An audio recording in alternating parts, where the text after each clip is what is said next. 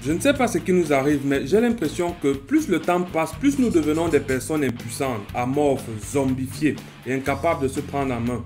Il me semble que nous sommes en train de perdre progressivement la capacité d'agir pour notre propre bien, pour notre propre bonheur, pour notre propre intérêt. Cette maladie, si je peux l'appeler ainsi, se manifeste généralement par trois attitudes. La première attitude, c'est le déni de la responsabilité. Je ne vous apprends rien lorsque je vous dis que, en général, lorsque quelque chose de négatif nous arrive, nous avons tendance à attribuer cela à un responsable, à un coupable qui n'est jamais nous-mêmes. L'élève qui a une mauvaise note à l'école va accuser son professeur. Pourtant, lui-même n'avait pas suffisamment révisé pour l'examen.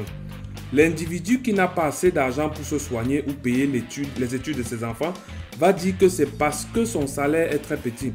Pourtant, c'est lui qui dépense son argent au quotidien pour des futilités, des choses complètement inutiles.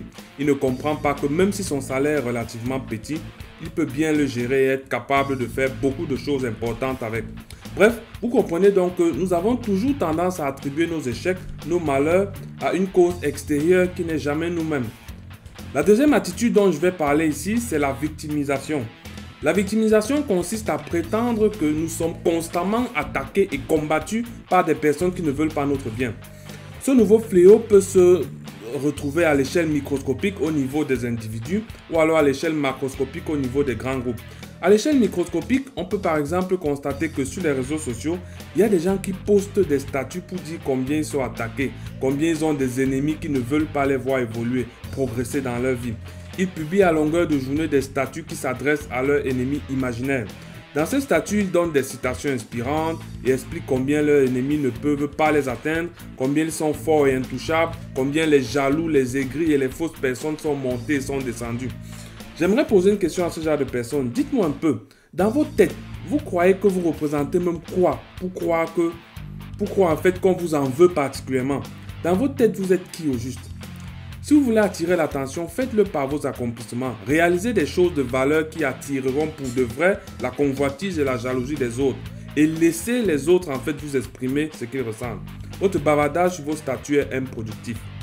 À l'échelle macroscopique, il y a des personnes qui pensent qu'ils ne peuvent rien faire de leur vie parce que soit leur président, soit le gouvernement, soit alors des institutions tapies dans l'ombre les empêchent de faire des choses. Ils pensent qu'ils sont condamnés parce que des gens ont pris leur vie en otage. J'ai toujours été surpris par le fait que ceux qui pensent cela le plus sont aussi ceux qui n'ont jamais véritablement entrepris des choses. Ils préfèrent se contenter en fait de se plaindre, de jouer les victimes et par conséquent continuer de s'enfoncer. Ils deviennent de plus en plus passifs, amorphes et incapables d'agir. Jusqu'où va-t-on laisser les choses se dégrader ainsi? Je vais terminer rapidement cette vidéo par la troisième attitude. Il s'agit du déni de l'excellence. Cette attitude consiste en fait, lorsqu'on nous présente une personne à succès, une personne qui a accompli des choses intéressantes, à supposer que ses accomplissements sont tributaires de certaines faveurs péjoratives dont aurait bénéficié l'individu. Et puisque ces faveurs sont péjoratives, nous nous consolons de notre propre situation, notre propre médiocrité devient normale. Nous désactivons tout esprit potentiel de remise en question de nos choix personnels et de notre trajectoire de vie. C'est ainsi qu'on a très vite tendance à croire que quelqu'un qui gagne beaucoup d'argent est forcément membre d'une secte et que celui qui a pu bâtir un business à succès est forcément complice d'un système. On va même jusqu'à croire qu'une personne très talentueuse dans son art, par exemple un footballeur, a forcément trempé quelque part pour acquérir ce talent. Tout ceci est bien triste.